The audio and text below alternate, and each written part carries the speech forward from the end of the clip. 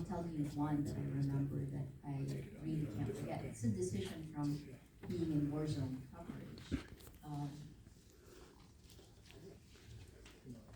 I ran the CMN team in East Timor-Leste. It became Asia's, the world's newest nation in 1995.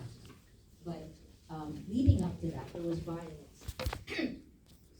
And I was leading coverage, right? So my team was driving out from the capital, Dillon, and it's like a 4-hour drive to a city called Suwai. As we heard that there were these people in the church who were afraid and that the military was coming after them.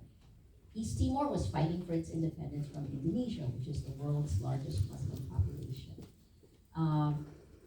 We were driving through and stopped in a town called Lipuisha.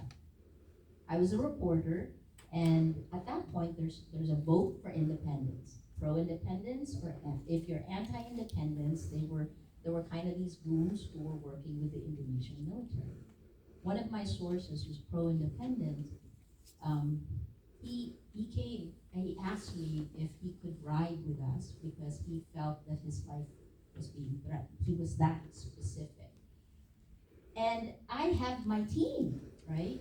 We were going still like 3 hours further away. And so I told him, no, we can't take you with us because if we took him with us, we become a target as well, and we needed to go report. So you have to make these decisions.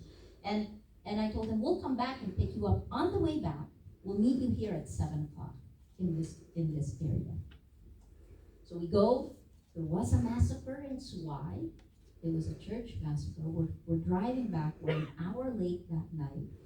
We get to where we're supposed to meet him, and we waited 45 minutes. And it had to be 45 minutes because I couldn't wait any longer because I needed to file. He never showed up, and only later did I hear that he was killed. He was killed. He was right. He was afraid for his life, and he was. So that has haunted me. Like, that was a long time ago. And it's haunted me because it was a decision that should we have taken him with us? So you make these split-second decisions, and it ripples through your world.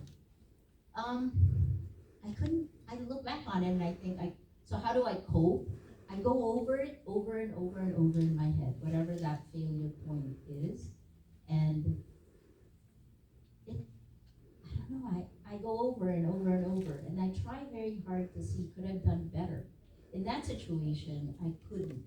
And I still, I still think about it. I know his family, and I'm still in touch with them. But it was the right decision at that point in time. The other things, as you get older, as you get married, as you have kids, does that seem far away? It might seem far away, not that far away. It goes like this. Now I feel old.